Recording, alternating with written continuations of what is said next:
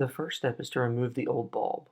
First, find the cloth panel on the trunk interior and pull it open.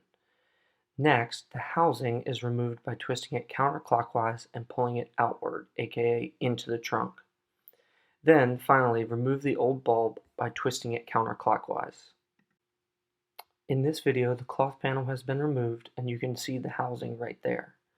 Again, you're going to twist the housing counterclockwise.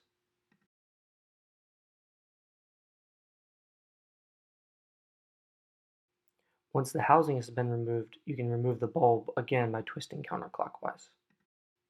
The next step is to install the new bulb. The new bulb is installed in the housing by lining up the notches and twisting it clockwise about a quarter of a turn. It kind of clicks in. Once installed, test the new bulb by starting the car and pressing the brake.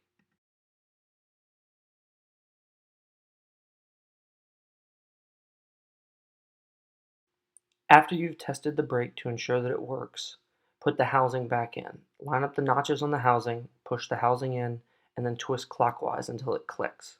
And then replace the cloth panel. These are the notches that need to be lined up in this opening. So you just line them up, push in, and twist right.